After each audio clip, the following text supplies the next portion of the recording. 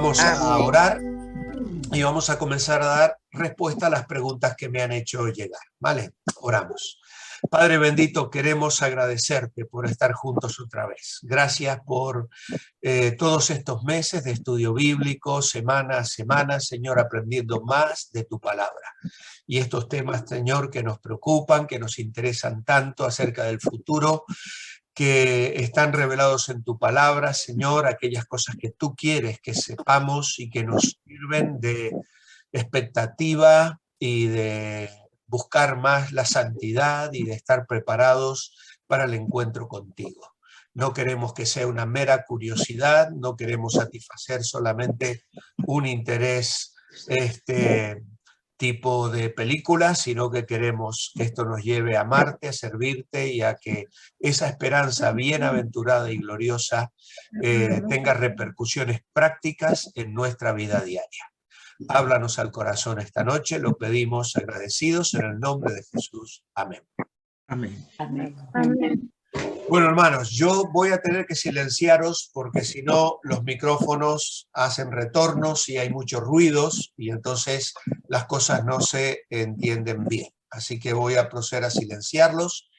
Y una vez silenciados, entonces voy a comenzar a contestar. He recibido 11 preguntas, por lo tanto tenemos un buen camino que recorrer esta noche o esta tarde. Y voy a ir dando las respuestas tal cual el orden en que me fueron llegando. Al final de cada pregunta, luego si alguno quiere abrir su micrófono y añadir algo, pues daré la oportunidad para que después de cada pregunta podamos intercambiar alguna opinión o preguntar alguna cosa, ¿vale? Bueno, la primera de las preguntas es, me pregunto, ¿qué pasa con los que estén muertos en el arrebatamiento? ¿Van a resucitar? Bueno, pues obviamente la respuesta es sí. En el arrebatamiento, allí en 1 Tesalonicenses, capítulo 4, claramente se habla de los muertos en Cristo. En realidad, Pablo escribe 1 Tesalonicenses 4 a partir del versículo 13 hasta el 18 para dar respuesta a los tesalonicenses que veían que miembros de la iglesia estaban muriendo y se estaban preguntando qué pasaría con ellos si el Señor venía. ¿Se perderían algo de la venida de Cristo? Entonces Pablo escribe 1 Tesalonicenses 4, versículos 13 en adelante, donde él habla allí, no queremos, hermanos, que ignoréis acerca de los que duermen. Versículo 14 dice, si creemos que Jesús murió y resucitó, traerá Dios con Jesús a los que durmieron o murieron en él. Es decir, murieron en la fe, murieron creyendo en Cristo. Y agrega luego que el Señor mismo, con voz de mando, con voz de arcángel, con trompeta de Dios descenderá del cielo, y los muertos en Cristo resucitarán primero. Y luego nosotros, los que vivamos, los que hayamos quedado, seremos arrebatados juntamente con ellos en las nubes para salir al encuentro del Señor en el aire, y así estaremos siempre con el Señor.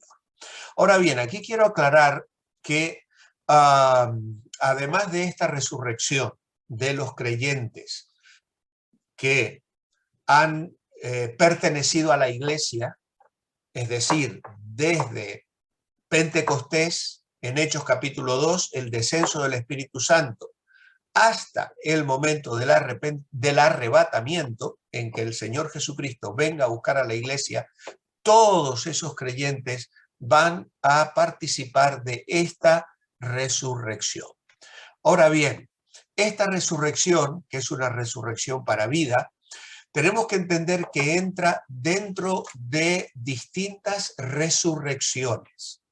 En Juan capítulo 5, versículo 28 y 29, el Señor Jesús dijo, no os maravilléis de esto porque vendrá hora cuando todos los que están en los sepulcros oirán su voz y los que hicieron lo bueno saldrán a resurrección de vida y los que hicieron lo malo a resurrección de condenación. Estas palabras del Señor parecen encerrar la resurrección en un solo evento, pero porciones como la que estamos leyendo ahora de 1 Tesalonicenses 4 y otras que les voy a leer a continuación, nos aclaran que estas resurrecciones van a tener diríamos, un programa de resurrecciones, ¿vale? En Filipenses capítulo 3, versículos 10 y 11, dice, a fin de conocerle y el poder de su resurrección y la participación de sus padecimientos, llegando a ser semejante a él en su muerte, dice el apóstol Pablo, Filipenses 3, 10 y 11, si en alguna manera llegase a la resurrección de entre los muertos. Pablo está aquí hablando de su probable resurrección en caso de que él muera. Él está vivo todavía, está escribiendo esta carta, y como ya hemos explicado en algún momento, Pablo espera la venida del Señor. En la misma manera les ha escrito a los tesalonicenses, los que vivamos, los que hayamos quedado, seremos arrebatados. Es decir, que en ese momento Pablo tenía la perspectiva de que el Señor podía venir en cualquier momento. Ahora, al escribir a los filipenses, les dice, si en alguna manera llegare a la resurrección de entre los muertos. Esta frasecita nos sugiere que habrán otros que permanecerán muertos. Es decir, aquí van a resucitar unos, pero otros van a seguir muertos, porque será una resurrección de entre los muertos, ¿vale? Esto es significativo. Así que notamos esas palabras de entre los muertos. En Lucas 20:25, el Señor les dijo, mas los que fueren tenidos por dignos de alcanzar aquel siglo y la resurrección de entre los muertos, ni se casan ni se dan en casamiento. Esto es lo que le estaban preguntando al Señor acerca de la vida futura, de la resurrección, de una mujer que había sido mujer de 7 hermanos y todos habían ido muriendo, y entonces el Señor les tiene que aclarar esta situación y vuelve a usar, el Señor usa esa frase, la resurrección de entre los muertos. Por lo tanto, hay algunos que van a resucitar y otros que van a permanecer en esa condición de muertos. Más tarde, en Hechos 4:2, dice que los judíos, los líderes judíos, estaban resentidos con los apóstoles de que enseñasen al pueblo y anunciasen en Jesús la resurrección de entre los muertos. Otra vez se utiliza esta frase. Y luego, si vamos a Apocalipsis 26, dice, bienaventurado y santo el que tiene parte en la primera resurrección. Atención, en la primera resurrección, Apocalipsis 26. La segunda muerte no tiene potestad sobre esto, sino que serán sacerdotes de Dios y de Cristo y reinarán con él 1000 años. Así que esta primera resurrección levanta a algunas personas de entre los muertos para entrar en el reino de 1000 años que el Señor va a establecer aquí sobre la tierra. Luego tenemos la resurrección de condenación. En Juan 5:29 ya lo hemos leído, el Señor dijo, algunos que hicieron lo bueno saldrán a resurrección de vida y otros a resurrección de condenación. En Apocalipsis 25 dice, pero los otros muertos no volvieron a vivir hasta que se cumplieron 1000 años. Y ahora sigue diciendo, esta es la primera resurrección. Así que hay una primera resurrección y luego otra resurrección posterior al milenio, cuando el Señor Jesucristo ya haya gobernado durante el milenio aquí sobre la tierra. Y esa resurrección afecta a los perdidos. Dice Apocalipsis 20, 11 al 13, y vi un gran trono blanco y al que estaba sentado en él, de delante del cual huyeron la tierra y el cielo, y ningún lugar se encontró para ellos. Y vi a los muertos, grandes y pequeños, de pie ante Dios. Y los libros fueron abiertos, y otro libro fue abierto, el cual es el libro de la vida, y fueron juzgados los muertos por las cosas que estaban escritas en los libros. Y el mar entregó los muertos que había en él, y la muerte y el Hades entregaron los muertos que había en ellos, y fueron juzgados cada uno según sus obras. Luego, si vamos a 1 Corintios capítulo 15, versículo 22 al 24, dice Pablo allí, en Adán todos mueren, pero también en Cristo todos serán vivificados, cada uno en su debido orden. Y aquí está el programa, lo que se denomina el programa de resurrecciones. Cristo, las primicias. Es decir, el primero que ha resucitado es el Señor Jesucristo. Luego, los que son de Cristo en su venida. Es decir, aquellos que pertenecen a Cristo porque han confiado en Cristo como su Salvador personal. Luego el fin, es decir, al final del milenio, cuando entregue el reino al Dios y Padre, cuando haya suprimido todo dominio, toda autoridad y potencia. Esto es una referencia al final del milenio, cuando se lleve a cabo el juicio del gran trono blanco. Así que aquí tenemos entonces este programa, cada uno en su debido orden, Cristo las primicias, luego los que son de Cristo en su venida, y luego el fin. ¿Y quiénes son los de Cristo? Son los que pertenecen a la iglesia, a la dispensación de la iglesia.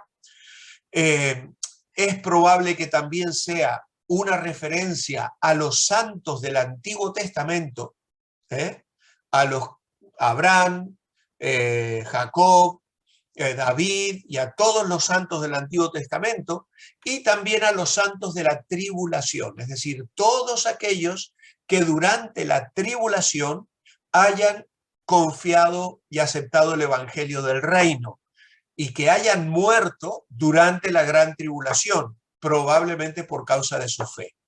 Esos van a resucitar para participar en el reino milenial que les fue prometido, porque esto también es otro tema que no podemos tratar acá, pero están los pactos que Dios hace con Abraham, con David, con Moisés, con el pueblo de Israel.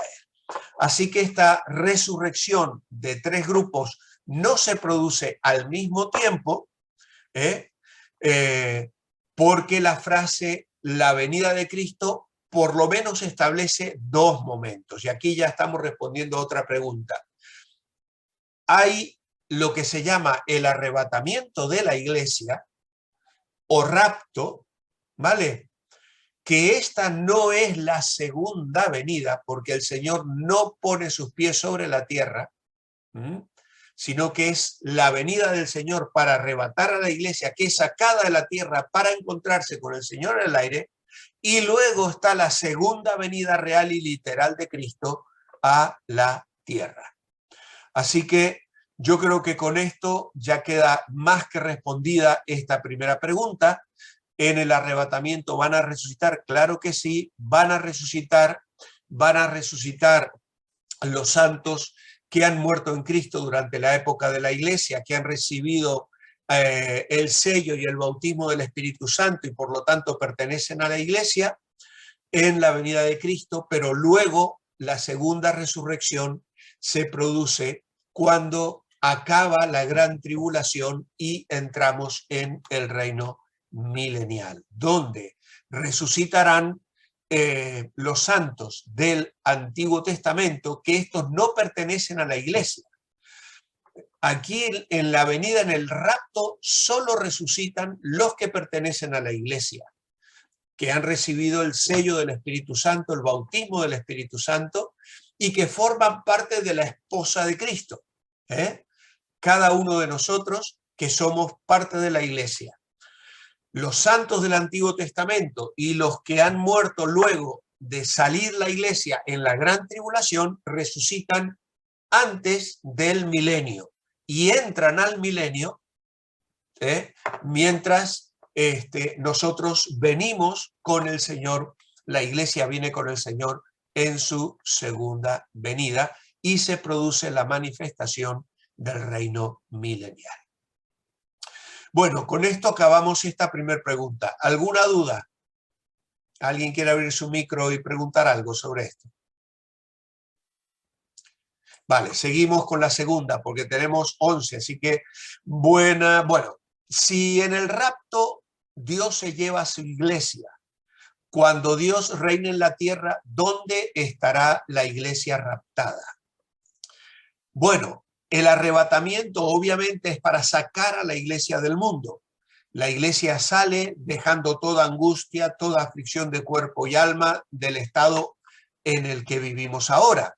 En 2 Corintios capítulo 5, versículo 2, Pablo dice, por esto también gemimos, deseando ser revestidos de aquella nuestra habitación celestial. Y el verso 4 dice, porque asimismo los que estamos en este tabernáculo gemimos con angustia porque no quisiéramos ser desnudados, sino revestidos para que lo mortal sea absorbido por la vida. Aquí Pablo está diciendo, yo no me quiero morir, yo quisiera ser arrebatado, ser transformado, no pasar por el valle de muerte, de sombra de muerte, ¿no? Él no quería ser desnudado del cuerpo, sino transformado. Y ya hemos leído Filipenses 3, Filipenses 3, 20, 21, que dice, nuestra ciudadanía está en los cielos, donde también esperamos al Salvador, al Señor Jesucristo, el cual transformará el cuerpo de la humillación nuestra para que sea semejante al cuerpo de la gloria suya, por el poder con el cual también puede sujetar a sí mismo todas las cosas. Así que nuestra ciudadanía está en los cielos, amados hermanos. Tenemos un pasaporte, un DNI espiritual, ¿vale? Somos ciudadanos del cielo y el Señor nos va a venir a buscar para sacarnos del mundo y llevarnos para estar con Él. Allí seremos libres de la presencia del pecado, seremos libres de la muerte y ya el pecado no ejercerá la presión que ejerce sobre nosotros en la actualidad.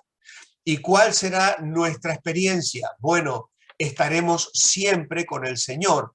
Primera Tesalonicenses 4:17 habla de un estado de bendición eterna. Dice, luego nosotros, los que vivimos, los que hayamos quedado, seremos arrebatados juntamente con ellos en las nubes para recibir al Señor en el aire y así estaremos siempre con el Señor. Las bendiciones para la iglesia son siempre celestiales. Dios nos ha prometido el cielo. El Señor Jesucristo le dijo a los apóstoles en Juan 14, voy a preparar lugar para vosotros, porque yo quiero que donde yo estoy, vosotros también estéis conmigo. Así que a la iglesia se le promete un estado eterno en relación con una persona, con el Señor Jesucristo, nuestro esposo, nuestro Salvador. Somos la novia que el Señor Jesucristo se va a presentar a sí mismo perfecta, limpia, sin mancha, ni arruga, ni cosa semejante. Y para eso vamos a pasar por el tribunal de Cristo. Después del arrebatamiento, la iglesia se enfrenta a un juicio de obras. El creyente que ha servido al Señor va a estar ante el tribunal de Cristo y creo que ya lo hemos explicado en las lecciones que hemos estado mirando en las semanas anteriores. Así que aquí dejamos entonces esta segunda pregunta porque creo que está bastante claro. Vamos a estar en el cielo, vamos a estar con el Señor, está el tribunal de Cristo, están las bodas del Cordero y acá en el mundo están otros acontecimientos de los cuales vamos a hablar en las preguntas siguientes. ¿Alguien me quiere preguntar algo sobre esto? Vale, seguimos con la tercera. ¿Cómo viviremos nosotros en la tierra con Cristo en el milenio? ¿Cómo viviremos nosotros en la tierra con Cristo en el milenio? Bueno, muchos de los santos de otras dispensaciones murieron en la esperanza del reino que Dios ha prometido a David. Es decir, la dispensación. Cuando hablamos de dispensación, yo no sé si les he aclarado ese tiempo, la palabra dispensación significa administración, época, administración del tiempo. Y hay una dispensación que se llama la dispensación de la inocencia, que se entiende fue el tiempo en la que Adán y Eva vivieron en el huerto del Edén sin pecar. Luego viene la dispensación de la conciencia, que es cuando ya el hombre cae en pecado y se produce la salida del huerto del Edén y la raza humana comienza a multiplicarse hasta caer, diríamos, en la corrupción total que desemboca en el juicio de Noé, el diluvio, ¿no es cierto? La dispensación de la conciencia.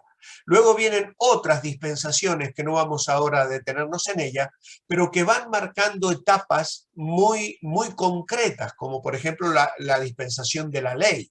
A partir de Moisés, Dios da la ley en el Sinaí y el pueblo de Israel vive bajo las demandas de la ley, hasta que se inaugura el periodo de la iglesia, que se denomina la dispensación de la iglesia o la dispensación de la gracia. Ahora bien, estos santos que murieron antes de que el Señor Jesucristo viniera a la tierra, hubo mucha gente fiel, muchos profetas, muchos judíos y miembros del pueblo de Dios que fueron personas fieles a Dios, que guardaron la ley. No todos se corrompían, aunque llegó un momento en que Dios tuvo que juzgar al pueblo de Israel, pero muchos murieron con la esperanza del reino que Dios le había prometido a David. Para el cumplimiento de esas promesas es preciso que ellos sean resucitados. De igual manera, los que van a morir durante la tribulación a causa de su fe en el Mesías van a ser resucitados para que entren al disfrute de las bendiciones del reino de Dios en la tierra. Hay un par de detalles en Apocalipsis 24 al 6, donde leemos: y vi tronos, y se sentaron sobre ellos los que recibieron facultad de juzgar. Así que aquí hay personas que van a juzgar.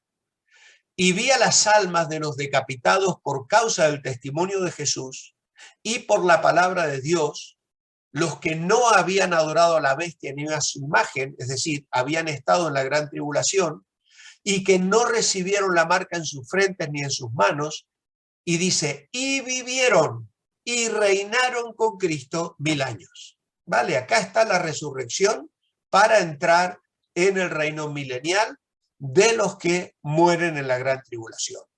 Pero los otros muertos no volvieron a vivir hasta que se cumplieron 1000 años, es decir, hasta lo que se denomina el gran trono blanco o el juicio final.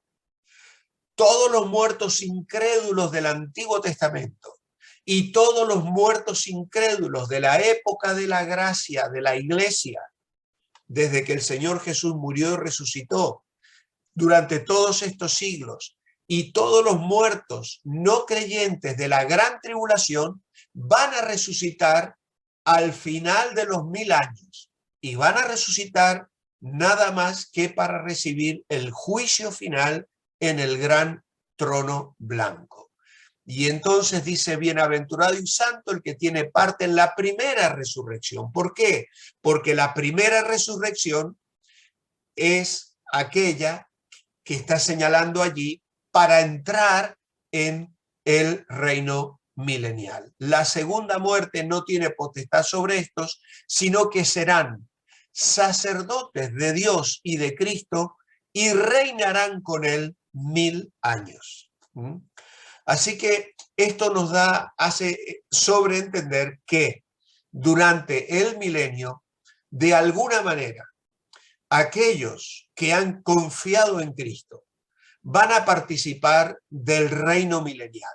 La iglesia, como luego veremos, va a venir con Cristo para reinar sobre la tierra, y los que sean resucitados para vivir aquí sobre la tierra van a participar de ese reino milenial de una manera que no sabemos exactamente cuál será, pero que le acompañarán en ese reinado.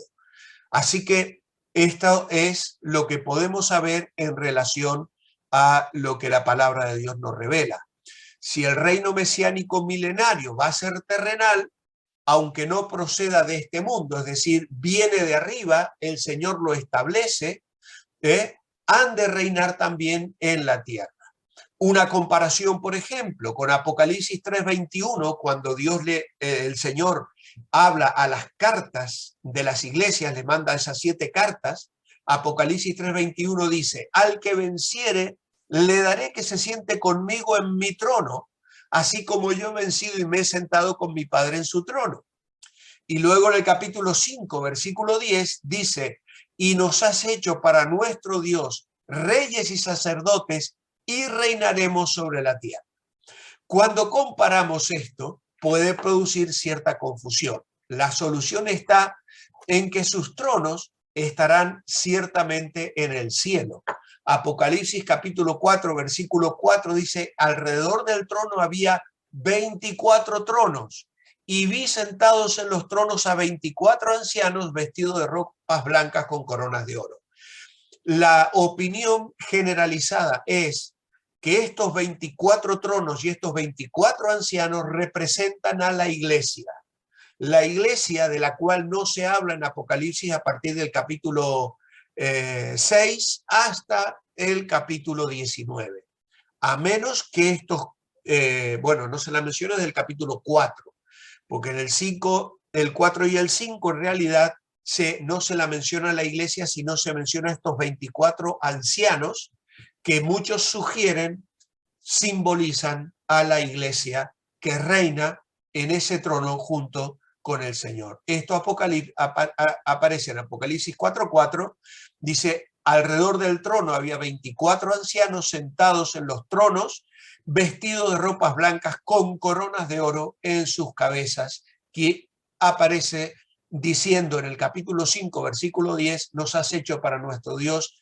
reyes y sacerdotes y reinaremos sobre la tierra. Por lo tanto, nosotros entendemos que la iglesia con Cristo en el milenio va a ejercer funciones regias de reinado y cumpliremos servicios en la tierra administrando el reino universal durante 1000 años. ¿Vale? ¿Alguna pregunta sobre esto? Sí, pastor. Entonces, después del milenio y después del gran trono blanco, que eso pasará, que Jesucristo va a juzgar a todos los condenados del trono blanco. ¿Qué pasará ahí después, vale, después ya vamos a esto? llegar allí, mira. Ya vamos a llegar al trono blanco. Es una pregunta que viene después. Ahora todavía no hemos llegado pastor. al... Sí, Ruth. Sí, pero los 24, las 24, 24 ancianos, tronos. significa, sí, los 24 tronos significan los 24 de los 12 apóstoles y las 12 tribus de Israel. Claro.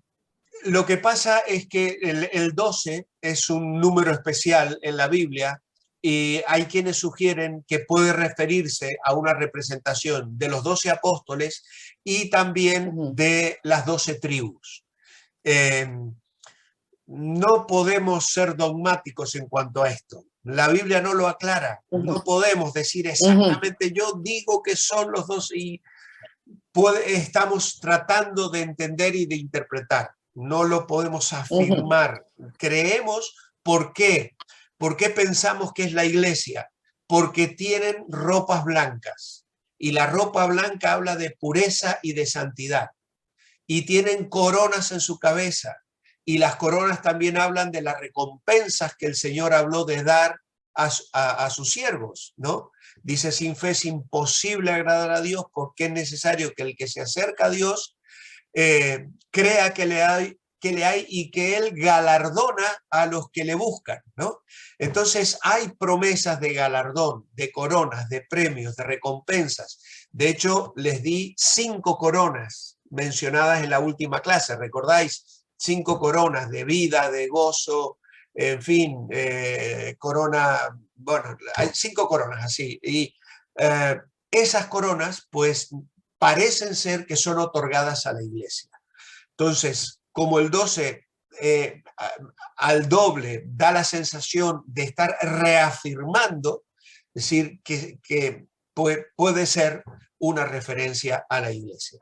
Pero volvemos a decir, entre comillas, no lo podemos garantizar absolutamente. ¿Por qué decimos que es la iglesia y no es Israel? Porque Israel está en la gran tribulación todavía sobre la tierra. Es decir, la gran tribulación es llamada en la Biblia en la hora del juicio para Jacob, ¿vale? La gran tribulación es un tiempo de prueba para el pueblo de Israel, tal cual está profetizado en el Antiguo Testamento. Es el día de la angustia de Jacob, la ira sobre Jacob. Es decir, todo de la profecía habla de los juicios que Dios va a traer sobre el pueblo de Israel. Por eso es que no nos parece verlos en este momento representados en los 24 ancianos. Bien, hay otra pregunta aquí. Los dos testigos, ¿ellos estarán en la primera o segunda parte de la tribulación o durante todo el periodo de los 7 años? Bueno, en Apocalipsis 11 es donde se habla de estos dos testigos y parece ser un testimonio especial de estos hombres durante el tiempo de tribulación. Son enviados por Dios y la duración de su testimonio es aparentemente de 3 años y medio. No es claro si será en la primera parte de la gran tribulación o en la segunda parte de la gran tribulación. Apocalipsis 11:3 dice que daré a mis dos testigos que profeticen por 1260 días vestidos de silicio. Esos 1260 días corresponden a 3 años y medio y es la mitad de la tribulación. Ahora, si van a ser en la primera parte de la gran tribulación o si va a ser en la segunda parte, no lo podemos garantizar.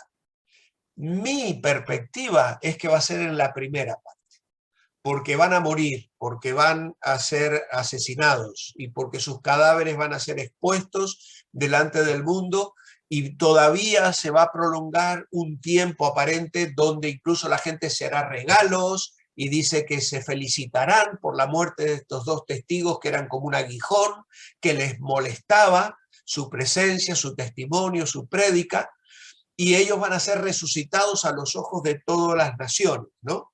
Las cuales todavía van a seguir experimentando ciertos juicios. Por lo tanto, me da la impresión a mí de que tendrán el ministerio en esos primeros 3 años y medio, pero es algo personal. Si los que escriben eruditos y comentarios bíblicos no lo afirman, yo creo que tenemos que respetarlos. ¿Quiénes serán?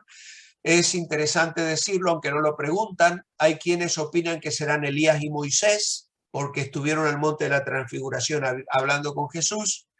Además, las señales que hacen son semejantes a las señales que hicieron en vida Moisés y Elías. Y otros sugieren que es Elías y Enoc, porque Enoc y Elías fueron los únicos dos en el Antiguo Testamento que no gustaron la muerte, ¿vale? Tanto Enoc desapareció porque le llevó Dios antes del diluvio, y luego Elías, que fue llevado al cielo en un carro de fuego, y podríamos decir que son los únicos dos hombres que sabemos no gustaron la muerte física, porque fueron arrebatados, diríamos, a la presencia de Dios. Pero esto también no se dan sus nombres en la Biblia. La siguiente pregunta, ¿los 144,000 sellados estarán todo el periodo de los 7 años o no? ¿Predicarán ellos en todo el mundo o solo en Israel? Bueno, los 144,000 sellados aparecen en Apocalipsis capítulo 7 y aparentemente es la primera mitad de la gran tribulación. Entre la apertura del 6º sello y del 7º sello se inserta el capítulo 7, en el cual se introducen dos grandes multitudes en el capítulo 7 de Apocalipsis. Una en la tierra, que son estos 144,000, y otra en el cielo, versículo 9 al 17. Como respondiendo al desesperado grito de los impíos con los que acaba el capítulo 6, ¿quién podrá mantenerse en pie? Juan tiene dos visiones en los que encuentra consuelo, protección y símbolos de victoria para los hijos de Dios.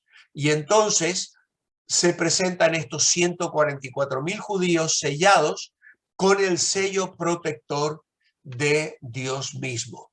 Juan los ve subir del oriente, ve subir un ángel diferente a otros, desde donde se levanta el sol, de donde viene la luz o la salvación, y este ángel, que parece ser un arcángel, lleva un sello en la mano, que significa que el grupo concreto del que se va a hablar enseguida va a recibir una protección divina en las aflicciones que la gran tribulación va a traer a la tierra.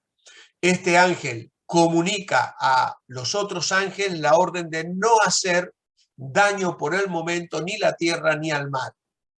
Los daños que han de producirse en la tierra y en el mar quedan en suspenso hasta que son sellados estos 144.000. Y entonces, como hemos dicho, estos sellos indican que Dios va a proteger y preservar la vida de estas personas.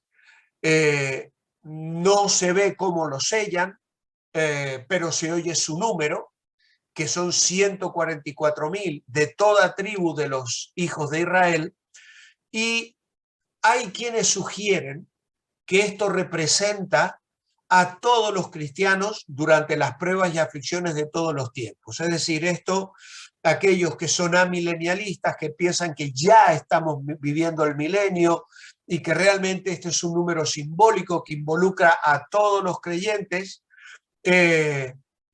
piensan que este es un número representativo. Sin embargo, hay otros que piensan que representan un número cerrado de los hijos de Israel que van a ser protegidos por Dios durante la gran tribulación y que salen de entre los que hayan sido convertidos en la primera parte de los 7 años de la tribulación. Es decir, que no son convertidos de antes, porque si se convirtieran ahora durante el tiempo de la iglesia, serían arrebatados juntamente con la iglesia. Por lo tanto, estos 144.000 son personas que creen una vez que la iglesia ha sido arrebatada, porque no pertenecen a la iglesia. Y entonces, estas personas, pues, son enviados para predicar el evangelio del reino, probablemente por todo el mundo. Ellos van a salir como predicadores respaldados por Dios, protegidos por Dios, llevando el evangelio del reino. Por lo tanto, creemos que durante la gran tribulación miles y miles y millones de personas van a creer, van a aceptar el evangelio del reino y va a haber salvación. Lo que pasa es que van a ser luego perseguidos por el anticristo y van a padecer persecución tremenda por causa de la fe. Bien, ¿alguna pregunta sobre esto? Bien, llegamos a la siguiente que hacía Mila. ¿El gran trono blanco es para todos o solamente para los inconversos? Bueno, llegamos al trono blanco, no la pregunta de Mila. El gran trono blanco, casi 50 veces en Apocalipsis se hace la mención de un trono. Ahora, es un trono de juicio, el trono blanco, que permanece elevado, puro y santo, y Dios se sienta en él como juez. En Apocalipsis capítulo 4, versículo 2, dice aquí un trono establecido en el cielo y en el trono uno sentado, y podéis leer todo el capítulo 4, el capítulo 5, que aparece el trono reiteradas veces. Luego llegamos al capítulo 6, versículo 16, y dice que decían a los montes y a las peñas: caed sobre nosotros y escondernos del rostro de aquel que está sentado sobre el trono y de la ira del Cordero. ¿Vale? Esto es ya al final de la gran tribulación, capítulo 7, versículo 10, y clamaban a gran voz diciendo: la salvación pertenece a nuestro Dios que está sentado en el trono y al Cordero. Y luego, verso 15, por esto están delante del trono y les sirven de noche en su templo, y el que está sentado sobre el trono extenderá su tabernáculo sobre ellos.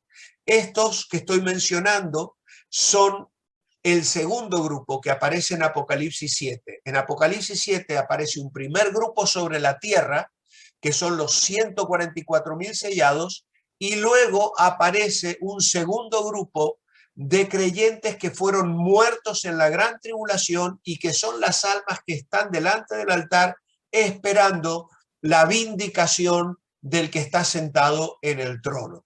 Y se les dice que esperen un poco de tiempo, que ya llegará el momento en que se hará justicia de parte de Dios. Ahora bien, Dios se sienta entonces en el trono como juez, pero lo hace en la persona del Señor Jesucristo. Dice, el que está sentado en el trono dijo, he aquí yo hago todas las cosas, y me dijo, escribe estas palabras que son fieles y verdaderas. Y me dijo, hecho está. Bueno, no sé por qué tengo aquí este texto. En Juan 5, 22 y 29 dice, porque el Padre a nadie juzga, dijo el Señor, sino que todo el juicio dio al Hijo, para que todos honren al Hijo como honran al Padre. El que no honra al Hijo no honra al Padre que le envió. Y más abajo dice, viene la hora, y ahora es cuando los muertos oirán la voz del Hijo de Dios, y los que la oyeren vivirán, porque como el Padre tiene vida en sí mismo, en fin, dice, dio autoridad al Hijo para hacer juicio por cuanto es el Hijo del Hombre. Juan, en la visión de Apocalipsis 20, ha visto cómo delante del Cordero han huido la tierra y el cielo, dice. Es decir, el universo viejo y contaminado dejó de existir, y comienza a describir lo que Pedro describe en su segunda carta, capítulo 3, versículo 10 al 13. Pero bueno, esto lo vamos a dejar para luego. En Apocalipsis 20:12 dice que, lo voy a buscar específicamente, perdonadme un momentito, que tengo que poner la cita aquí porque no la tengo.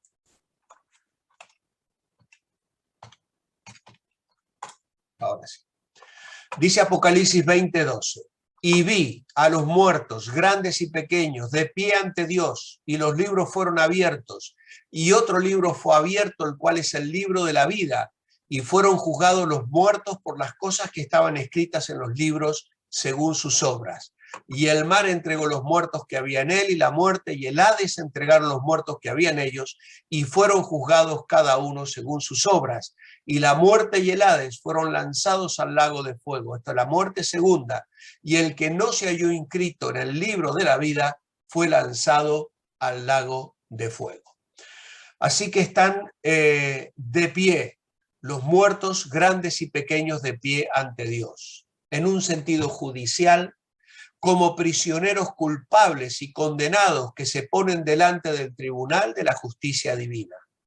No quedarán pecadores con vida en el universo destruido, porque todos los pecadores fueron muertos y todos los creyentes fueron glorificados. Dice que los libros fueron abiertos. En estos libros quedarán registrados todos los pensamientos, palabras y obras de los pecadores, en virtud de la capacidad ilimitada de la omnisciencia divina. Servirán estos libros para proveer las evidencias irrefutables para una condenación eterna. Ahí se menciona también el libro de la vida. Dice, fue abierto otro libro, y los que no estaban escritos en el libro de la vida fueron lanzados al lago de fuego. Este libro de la vida contiene los nombres de los redimidos. En este juicio van a ser juzgados según sus obras, es decir, sus pensamientos, sus palabras, sus acciones, que serán comparadas con el parámetro perfecto y santo de Dios, y van a ser hallados indignos. Este juicio, que Apocalipsis 21 nos dice, vi a un ángel con la llave del abismo y una gran cadena en la mano, y prendió a la serpiente antigua y la arrojó del abismo. Y luego dice, y vi tronos y se sentaron sobre ellos los que recibieron facultad para juzgar, y vi las almas de los decapitados por causa del testimonio de Jesús y por la palabra de Dios, los que no habían adorado a la bestia, a la imagen, y que no recibieron la marca en su frente ni en sus manos, y vivieron y reinaron con Cristo 1000 años. Perdón, me he ido al comienzo de los 1000 años. Era el capítulo 21 que quería leer. Vi un cielo nuevo y una tierra nueva, dice aquí, porque el primer cielo y la primera tierra pasaron y el mar ya no existía más. Y yo, Juan, vi la santa ciudad, la nueva Jerusalén, descender del cielo de Dios, dispuesta como una esposa ataviada para su marido.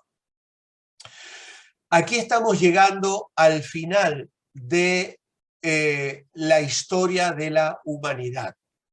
El gran trono blanco se levanta o se ejerce su función, aparece cuando han concluido los 1000 años, cuando el reino de Cristo ha llegado a su fin aquí sobre la tierra, porque se ha producido una nueva rebelión instigada por Satanás, que había estado atado durante esos 1000 años, pero que es liberado para producir una rebelión final.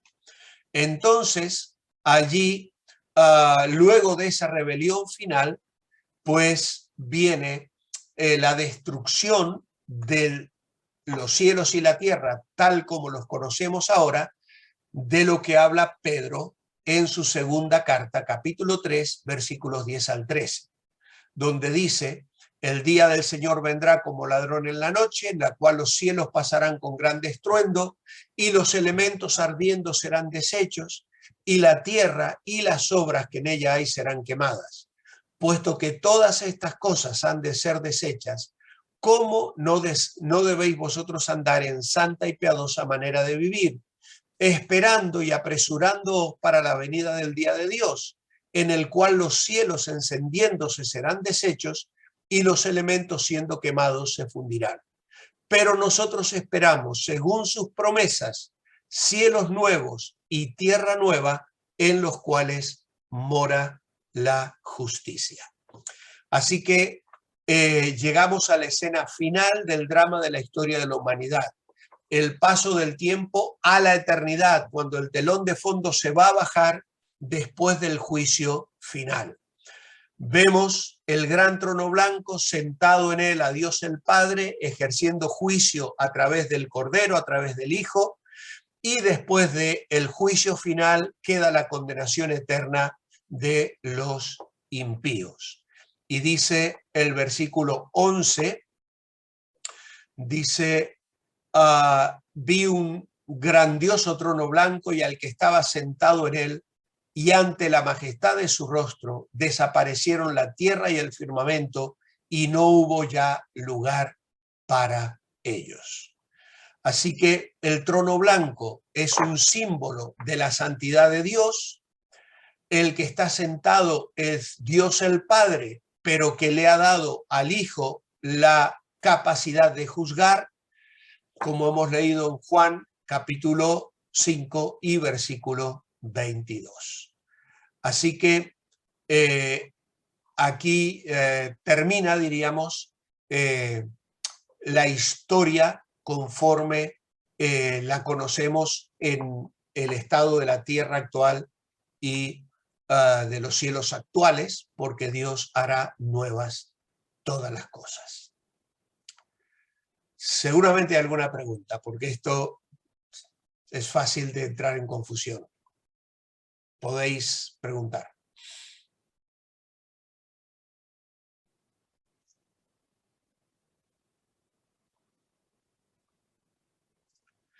Bueno, tenía otra pregunta, que es la número 7. ¿La venida de Cristo será antes, durante o después de la tribulación? Bueno, esta pregunta es la pregunta. Sabéis, hemos aclarado ya cuál es nuestra postura. Nuestra postura es pretribulacionista. Creemos que Cristo va a llevar a la iglesia antes de la gran tribulación.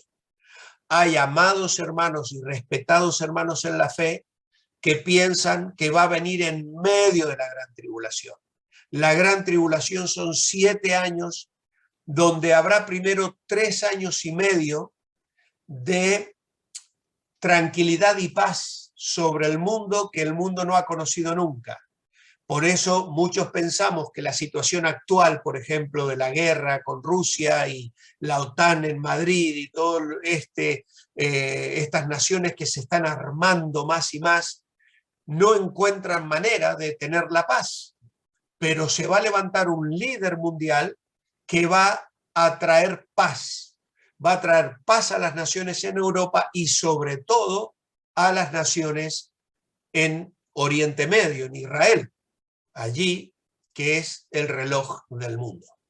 Durante esos 3 años y medio se va a construir el templo y a los 3 años y medio este hombre va a romper el pacto que había hecho con el pueblo de Israel y allí va a querer ser adorado como Dios y allí es donde algunos piensan que va a ser la venida del Señor Jesucristo por la iglesia. El Señor todavía no ha venido a la tierra porque faltan otros 3 años y medio de tribulación y de conflictos terribles sobre la tierra.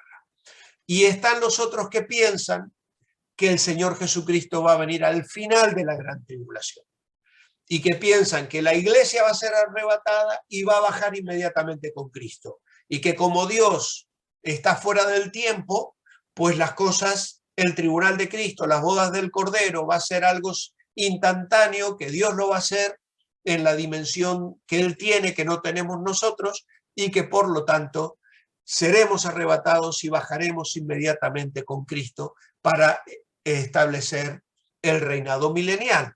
Claro, lo que pasa es que hay otros que piensan que en realidad ya estamos en el milenio y que por lo tanto la venida de Cristo va a ser al final del milenio y que ya va a haber cielos nuevos y tierra nueva. Y entonces piensan que la gran tribulación la podemos estar viviendo ahora, a lo mejor, con esta guerra que hay ahora, con la pandemia. De hecho, el tema, lo de la pandemia asustó a mucha gente, como dijo, bueno, estamos ya en la gran tribulación, ha comenzado.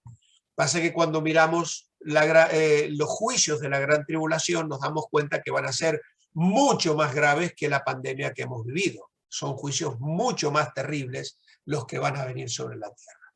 Así que estas son las 3 posturas. Tengo otra pregunta. La nueva Jerusalén que habla Apocalipsis, que baja del cielo, ¿será la nueva Jerusalén aquí en la tierra? Bueno, durante el milenio descenderá del cielo quedando suspendida sobre la tierra. Dice Apocalipsis 21, y me llevó en el espíritu un monte grande y alto y me mostró la gran ciudad santa de Jerusalén que descendía del cielo de Dios, teniendo la gloria de Dios, y su fulgor era semejante al de una piedra preciosísima, como piedra de jaspe diáfana, como el cristal. Y la va a describir en su longitud, en su extensión, con las puertas de perlas. En fin, es una visión realmente maravillosa. La luz de la ciudad santa aumentará la luz de la tierra porque piensan que durante el milenio esa ciudad descenderá del cielo y quedará suspendida sobre la tierra. Ahora, en la nueva creación de Dios, esta nueva Jerusalén formará parte de esa nueva tierra de la que habla Apocalipsis 21:2, es decir, unos versículos antes. Es decir, que la Apocalipsis 21, algunos lo interpretamos como los versículos primeros hablando del cielo nuevo y la tierra nueva, pero luego volviendo a el tiempo del milenio aquí sobre la tierra. Al estudiar la profecía se consideran algunos aspectos sobre el futuro de los santos, tanto los que pertenecen a la iglesia como los que pertenecen a Israel. Hemos apreciado que en el programa de Dios para los tiempos hay un proceso de resurrecciones que se inicia con los creyentes que pertenecen a la iglesia y que son trasladados junto con los vivos que estén aquí, que van a ser transformados a la presencia del Señor. Luego, los santos de la antigua dispensación son resucitados inmediatamente antes del milenio, junto con los santos de la tribulación. Tenemos que comprender que hay diferencias notables entre los resucitados y los vivos que estén sobre la tierra. La iglesia habrá entrado ya en su estado eterno, es decir, recibiendo las promesas celestiales que se le hacen a la iglesia, y los que resuciten del pueblo de Israel y de los que murieron en la gran tribulación habiendo creído en Cristo, van a tener su residencia aquí sobre la tierra, siendo parte del reino milenial del Señor Jesucristo. Así que hay muchas preguntas que pueden surgir en relación a esto, pero claro, las bases que tenemos nos limitan mucho para poder ser dogmáticos en cuanto a esto, y lo que podemos percibir en la Escritura es más o menos las respuestas que estamos intentando dar esta noche. Tengo otra pregunta que dice: nosotros los hijos de Dios no viviremos en la tierra para siempre. Bueno, tenemos que recordar que en Hebreos capítulo 12, versículo 22 al 24, el libro de Hebreos dice: sino que os habéis acercado al monte de Sión, a la ciudad del Dios vivo, Jerusalén la celestial, a la compañía de muchos millares de ángeles, a la congregación de los primogénitos que están inscritos en los cielos, a Dios el juez de todo, a los espíritus de los justos hechos perfectos, a Jesús el mediador del nuevo pacto, y a la sangre rociada que habla mejor que la de Abel. Así que aquí tenemos una aparente descripción de los habitantes de la ciudad de la Jerusalén celestial. Los términos que se utilizan, compañía y congregación, hablan más que la iglesia solamente. Hay ángeles que no forman parte de la iglesia. Está la congregación de los primogénitos, que es una referencia a los santos de la iglesia. Los espíritus de los justos hechos perfectos es una referencia a los santos de la tribulación y del Antiguo Testamento, y la compañía de los santos en la visión de Apocalipsis capítulo 21, versículos 12 al 14. Entonces, la compañía de los santos, los ángeles, los santos del Antiguo Pacto y de la iglesia, parecen ser que en definitiva vamos a ser habitantes de la Jerusalén celestial. ¿Vale? Yo espero encontrarme con Moisés, con Abraham, con Jacob, poder hablar con David, y vamos a convivir con ellos en esa Jerusalén celestial, sea en el reino milenial o sea luego en los nuevos cielos y la nueva tierra en los cuales mora la justicia, donde ya la Jerusalén celestial se asentará sobre la nueva tierra y los nuevos cielos que Dios habrá de crear para aquellos que hemos creído en Él. Otra cosa que tenemos que recordar es que en el estado eterno va a haber plena comunión entre los grupos. Es decir, no podemos imaginar que por ser de la iglesia vamos a tener un estatus diferente o mayor o mejor que aquellos que no forman parte de la iglesia. Es decir, los santos del Antiguo Testamento o los santos que han creído durante la gran tribulación.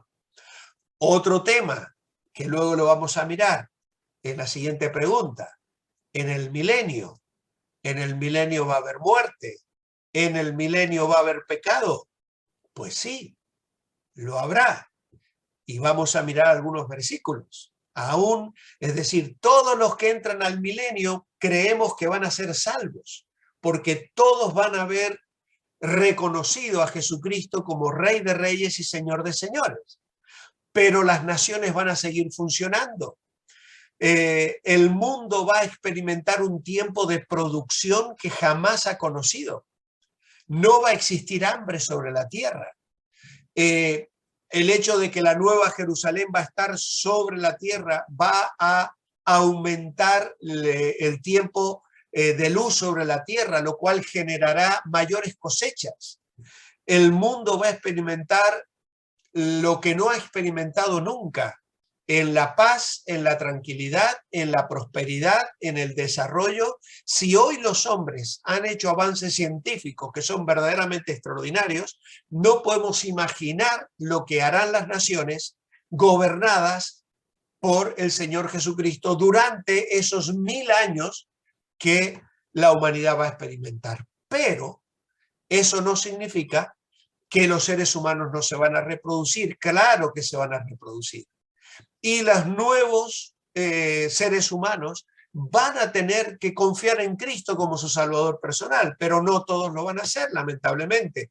Y son los que al final de la gran tribulación del milenio van a ser engañados por Satanás para rebelarse otra vez contra el gobierno del Señor Jesucristo.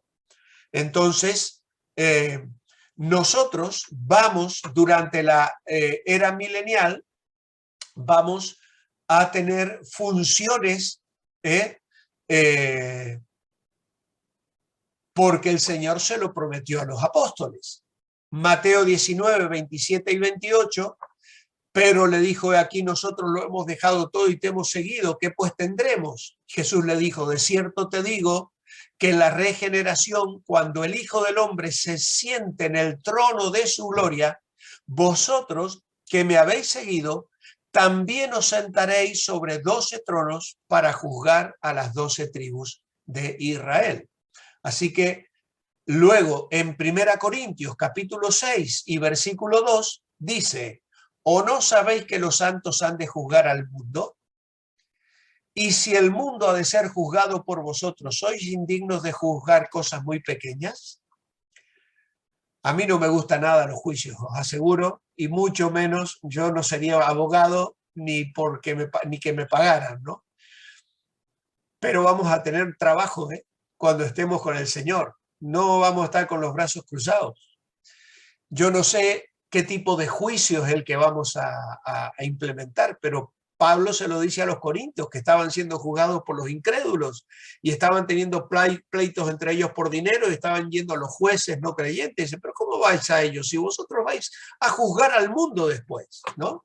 Por lo tanto, los habitantes de la ciudad santa no son solo los creyentes de la iglesia, sino los santos resucitados en otras dispensaciones. La pregunta 10. Acabado el milenio, ¿el reino de Dios seguirá en la nueva creación? Bueno, hay una nueva creación de cielos y tierra, un acto creador de Dios. Dice Isaías 65, esto ya viene desde el Antiguo Testamento. Isaías 65, 17 dice, porque aquí yo crearé nuevos cielos y nueva tierra, y de lo primero no habrá memoria, ni vendrá más al pensamiento. Nos gusta mucho Galicia, Moaña, Canadá, el Lugo, pero mira, no lo vamos a extrañar. El nuevo cielo y en la nueva tierra va a ser algo tan maravilloso que no vamos a estar lamentándonos por lo que hemos dejado atrás. Capítulo 66, 22, porque como los cielos nuevos y la nueva tierra que yo hago permanecerán delante de mí, dice Jehová, así permanecerá vuestra descendencia y vuestro nombre. Segunda Pedro 3:13, esperamos según sus promesas cielos nuevos y tierra nueva, en los cuales mora la justicia. Y Apocalipsis 21:9, vi un nuevo cielo y una nueva tierra, porque el primer cielo y la primera tierra pasaron y el mar ya no existía más. Así que creemos que en un acto creador de Dios van a existir nuevos cielos y nueva tierra.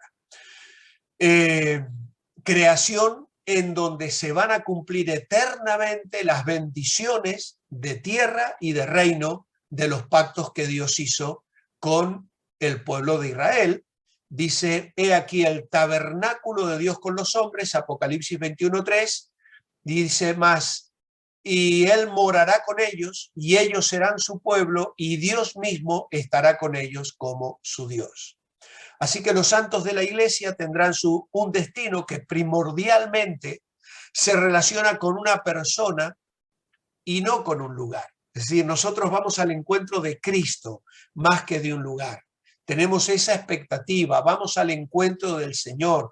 Jesús dijo, os tomaré a mí mismo. Si nos vamos a reencontrar con Él. En Colosenses 3:4 dice, cuando Cristo vuestra vida se manifieste, entonces vosotros también seréis manifestados con Él en gloria. La ciudad santa, la nueva Jerusalén, será la eterna morada de Dios con los hombres. Será la eterna morada de la iglesia y los creyentes estaremos ocupados con Él. Apocalipsis capítulo 1, versículos 5 y 6 dice, al que nos amó y nos lavó de nuestros pecados con su sangre y nos hizo reyes y sacerdotes. Así que una eternidad donde Dios reinará perpetuamente en una creación con orden divino, ausente totalmente de los problemas del pecado. El falso Mesías, ¿en qué periodo se manifestará? ¿Desde el principio o a mitad de la tribulación? Y ya es la última pregunta. De acuerdo al capítulo 9, versículo 27 de Daniel, allí hay la descripción de la séptima semana o la septuagésima semana, que comienza con un pacto, dice, hecho con muchos por una semana, es decir, por 7 años. 7 años, ¿vale? Por lo tanto, el anticristo se va a manifestar al comienzo de la gran tribulación. Él va a estar aquí sobre la tierra durante 7 años. Y en la primera, al comienzo de esa semana, él va a manifestarse y el periodo de su gobierno va a ser de 7 años. Él tiene que enfrentarse porque hace un pacto con el pueblo de Israel que marca el comienzo de ese periodo de la gran tribulación. Que como decíamos recién, los 3 años y medio primeros son 3 años y medio de paz y tranquilidad. Y esos 3 primeros años son fruto de la labor del anticristo que va a engañar a las naciones y que le van a reconocer como Señor y le van a incluso adorar. Así que Daniel habla allí del príncipe que ha de venir. En Daniel 9:27 hay 2 príncipes, uno es el Mesías príncipe y el otro que es el que vino y al cual le quitaron la vida, al Señor Jesucristo, y luego este otro príncipe que ha de venir, que no se puede referir al Mesías príncipe por la sencilla razón de que es el pueblo de un príncipe que ha de venir el que destruiría Jerusalén después de la muerte del Mesías. Y esto también es una referencia al juicio que Dios hizo sobre el pueblo de Israel en el año 70 después de Cristo a través del Imperio Romano. Del Imperio Romano se va a levantar ese futuro príncipe, es decir, ese anticristo. Este príncipe o jefe del cuarto imperio es idéntico al cuerno pequeño de Daniel 7, estos son otros temas, y este príncipe se identifica como el rey altivo de rostro, el rey que hará su voluntad, o el hombre de pecado que menciona Pablo en 2 Tesalonicenses capítulo 2, o con la bestia que sube del mar, que es la que aparece en Apocalipsis capítulo 13, versículo 1 al 10, que es claramente el anticristo. Así que la gran tribulación entonces comienza con la manifestación de este falso Mesías, del anticristo, que engaña a las naciones y que se va a manifestar que aquí viene otra gran discusión, cuando sea quitado el que lo detiene, dice Pablo a los Tesalonicenses capítulo 2. Y esa es la gran pregunta. ¿Quién detiene la manifestación del anticristo en este momento? Y claro, nosotros pensamos que hay solo una persona que puede detener a Satanás. No puede ser un hombre, no pueden ser las naciones, por más que se armen y tengan políticamente mucho poder. No puede ser ninguna persona poderosa. El único que puede detener a Satanás es Dios mismo. Y lo hace en la persona del Espíritu Santo. El Espíritu Santo habitando en la iglesia. Cuando la iglesia sea removida de la tierra, el Espíritu Santo no es quitado de la tierra, pero deja de ejercer el trabajo de sal y luz que hoy la iglesia realiza en el mundo y que frena el pecado. Entonces, una vez que la iglesia sale, hay libertad para que, diríamos que el Espíritu Santo se reprime y deja libertad para que Satanás engañe a las naciones y lleve adelante sus propósitos de rebelarse contra Dios. Así que estas son las 11 preguntas que me habéis hecho y con esta hemos llegado al final. Así que podéis ya abrir vuestros micrófonos y si hay alguna pregunta más o alguna duda, es el momento de hacerla porque nos vamos ya a despedir hasta después de agosto. Sí, yo tengo una pregunta. Adelante, Mila. Sobre el falso Mesías. ¿Cómo en tan poco tiempo va a ser un templo? Pues no va a ser un templo tan grande que va a ser como el templo primero que hubo, el templo de Salomón, o como el segundo templo, que fueron templo hermoso, grande, templo enorme. ¿Qué será lo que va a ser como templo? Para ir a manifestarse allí, sentarse allí, querer hacer su voluntad. Bueno, creemos que una de las cosas, el gran problema, diríamos, que hay actualmente es que el lugar del templo está ocupado por la mezquita de Omar, o el Domus de la Roca, allí en Jerusalén. De alguna manera eso va a ser removido, porque ese es el lugar donde los judíos tienen que levantar el templo. Los judíos tienen hasta la última piedra preparada para levantar el templo en un plis-plas.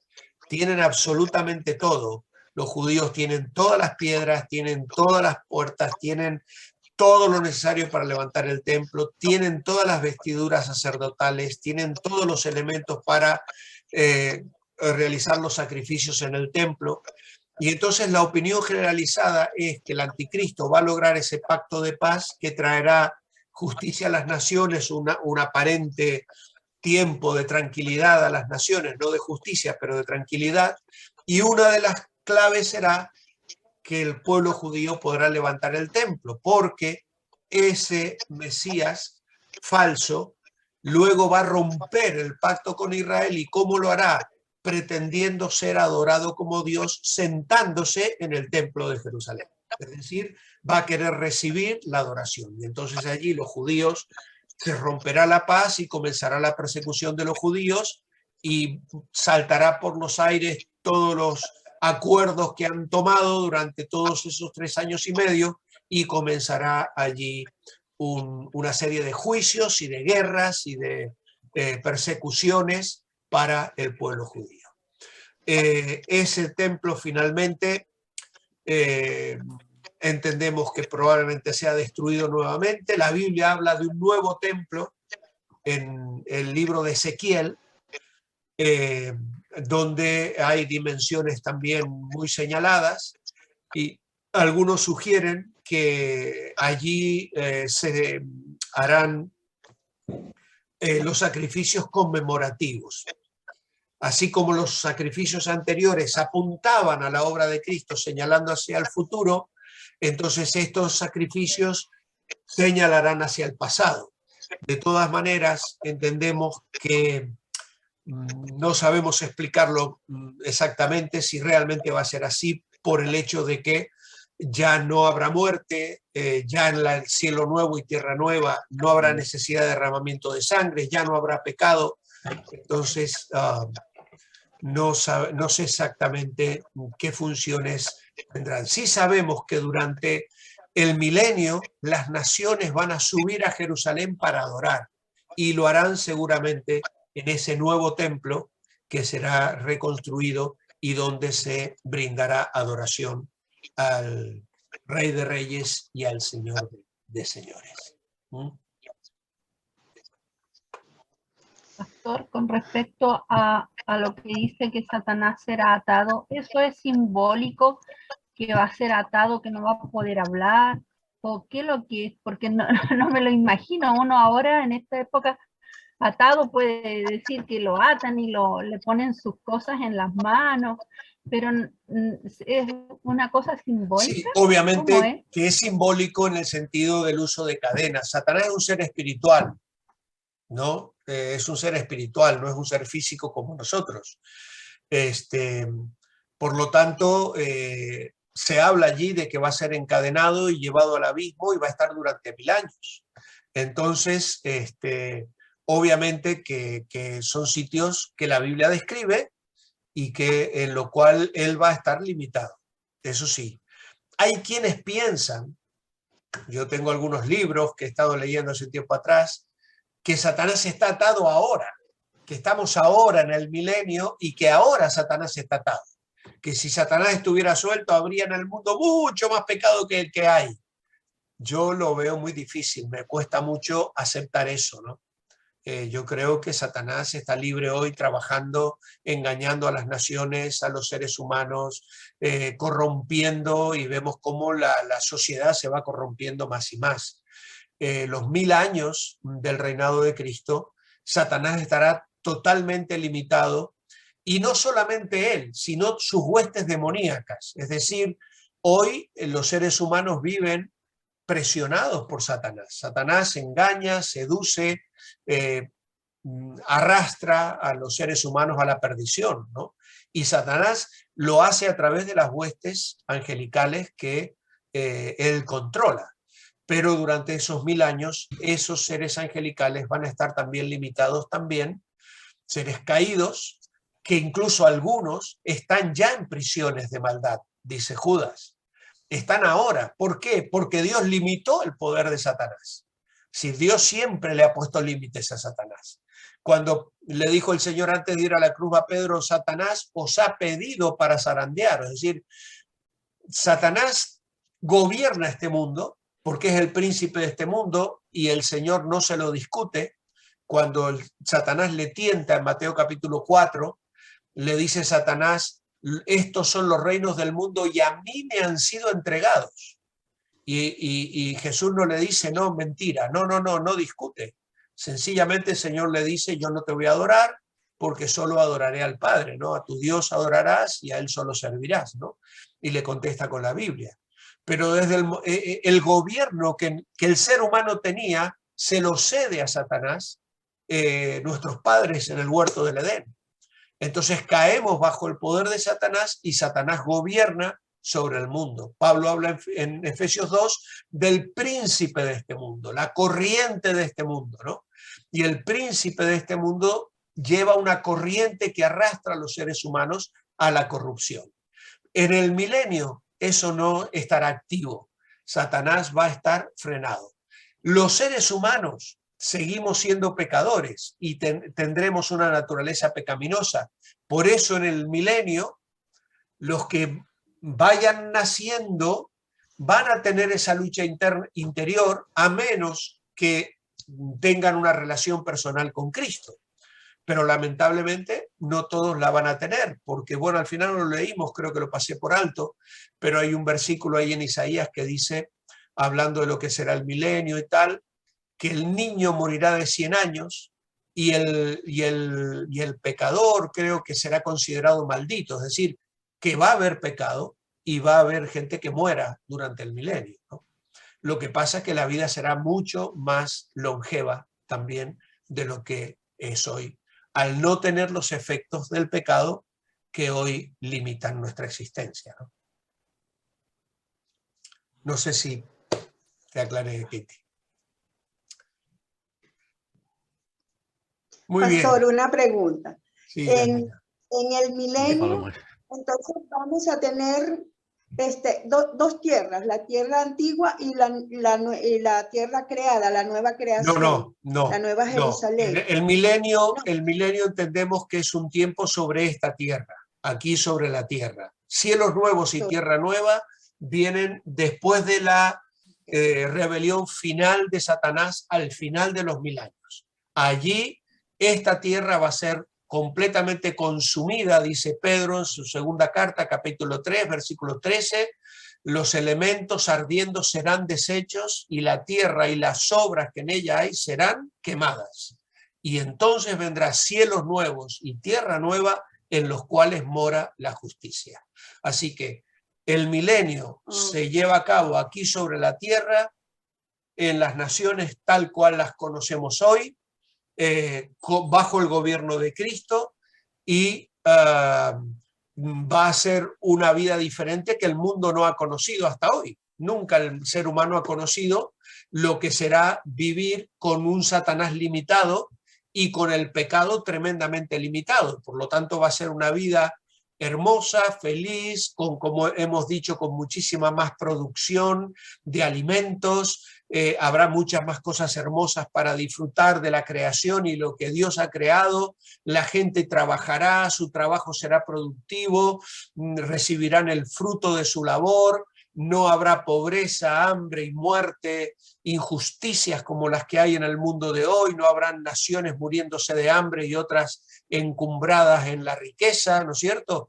Eso no va a existir durante el milenio, sino que habrá una justicia y la iglesia gobernará juntamente con Cristo y trabajaremos seguramente en esa dinámica de llevar adelante al mundo durante una experiencia inédita hasta el día de hoy, ¿no? Que no podemos siquiera imaginarla, ¿no?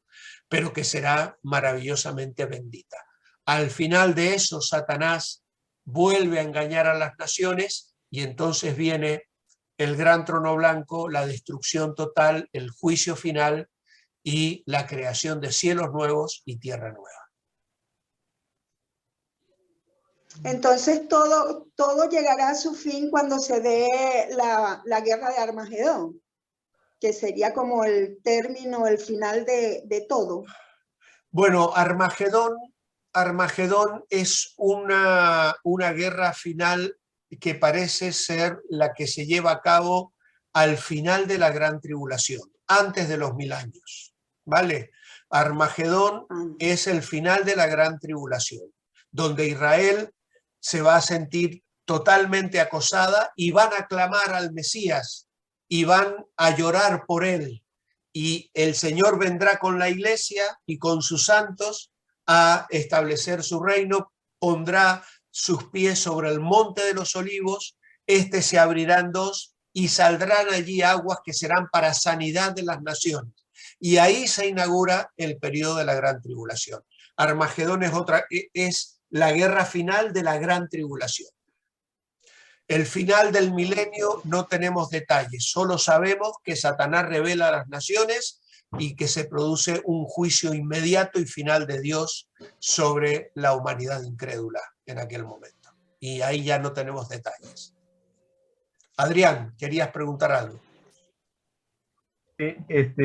Como yo lo entiendo, todo lo que es la creación que Dios ha permitido en el mundo, de lo que conocemos en la parte material, y en todo lo que ha sido la existencia, primero desde Adán y Eva en adelante, Jesucristo permite que el hombre, creó al hombre para que el hombre lo adorara, pero dándole libre albedrío, libre poder de elección.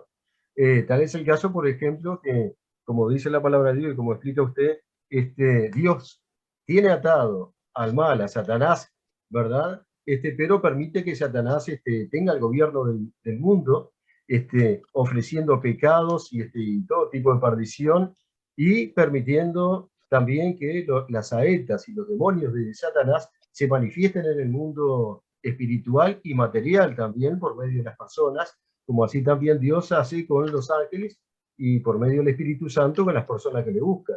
Entonces siempre ha sido una lucha en el cual Dios permite que nosotros, por amor a Dios, a su nombre, no ni siquiera por la salvación del alma, pero sí por amor, no por actos que hagamos, pero por amor a Dios, nos manifestemos en rechazar el mal y buscar a Dios. Y toda esa lucha va a continuar en esta etapa, como fue en el tiempo de Adán y Eva, en el tiempo de Moisés, de Noé, y ha sido así en la tierra. En el segundo milenio, o sea, en el primer milenio, también se va a manifestar así. Yo siento que como que la gracia de Dios va a dar esa segunda oportunidad para que el Espíritu Santo, Dios y los ángeles puedan vivir y nos permita a nosotros, o sea, a su iglesia amada, y quiera que seamos todos, ¿verdad? En ese milenio donde se va a manifestar toda la gloria de Dios, de lo que Dios quería hacer con nosotros desde el tiempo del Edén. Sí, en un sentido vamos a vivir lo que se hubiera vivido en el Edén si no se hubiera pecado, ¿no? Es decir, si hubiera continuado la historia sin la caída en pecado. La humanidad va a conocer un tiempo de paz verdaderamente extraordinario y maravilloso. Yo hace como 10 años tuve una revelación importante, que es difícil decir revelación, pero vi gran parte, que son como 45 minutos que lo viví, contando, si lo contara serían 45 minutos, pero lo viví en 10 minutos. Y ahí vi muchas cosas que después, tratando de estudiar la palabra y tratando de escuchar muchísimo, uno va viendo lo que va pasando, si realmente es cierto o no. Yo lo que sentí en su momento, y fue hace 10 años, ¿verdad?, de que va a venir una gran, por supuesto, una gran persecución de las iglesias. Va a comenzar con las iglesias grandes unidas con la Gran Ramera y con el Vaticano. La Gran Ramera a veces se dice que es el Vaticano, pero la ciudad que mata a mis reyes y mis enviados, mis apóstoles, es Jerusalén. Va a haber una gran mentira en la cual Dios se va a manifestar. La Biblia la llama la apostasía, diríamos, ¿no? La manifestación del anticristo va a llevar entre los pactos que va a hacer, va a unirse a la Gran Ramera. La Gran Ramera hay muchos que sugieren que es la Iglesia Católica. Otros sugieren que en realidad no es la Iglesia Católica, sino que es simbólicamente diríamos así, un ente religioso que nuclea, por ejemplo, por eso estamos en contra del ecumenismo, ¿no? Es decir, bueno, unámonos todos, vamos, católicos, protestantes, musulmanes, hindúes, todos creemos en Dios a nuestra manera y todos vamos a llegar al cielo a través de ser fieles a nuestra creencia. Y entonces eso aparentemente es un ente religioso que al final puede llegar a ser la Gran Ramera. Nosotros obviamente que entendemos que eso no viene de Dios ni es lo que Él pretende. Y por supuesto eso está escrito en la Biblia, ¿no? Pero para todo eso lo que usted dice, hay un versículo que a mí me aclara mucho, que es un cuadro que tengo acá con la foto de mi madre, también, que dice San Juan 14:6. Es muy claro, apoyando lo que usted dice. Claro, Jesús dijo, yo soy el camino, la verdad y la vida. Nadie llega al Padre sin por mí. Claro. Todas estas religiones que se van a presentar unidas y no siguen a Jesucristo, no llega a Dios. Bueno, hermanos, muchas gracias que ir terminando, Adrián, por favor. Tenemos que concluir, así que una cosa, he grabado. ¿Alguno tiene algún problema que suba esto a YouTube para que luego lo podáis volver a ver? Porque vuestras caritas van a estar saliendo. No salen los nombres de ninguno, pero vuestra carita va a aparecer. ¿Vale? Súbalo. No saqué el gorro. Me saco más guapo, si puedo, no, pero no tengo esa función todavía, ¿eh? Bueno, hermanos. Pastor, a ver, sí. si puede enviar el esquema del milenio y la nueva creación, que yo se lo iba a pedir cuando en la vale. Por favor. Vale. Entramos en un periodo de descanso. Vamos a parar ahora hasta finales de septiembre probablemente. Ya os vamos a avisar. para seguir luego con el volumen 3 y el volumen 4. Hay varios volúmenes más todavía que podemos juntos compartir y yo estaré encantado de hacerlo. Eso no quita que me podéis escribir, que me podéis preguntar, que podéis estar en contacto conmigo. Yo vacaciones a lo mejor tomo unas semanas en septiembre recién, o sea que vamos a estar en casa con mi esposa en el ministerio.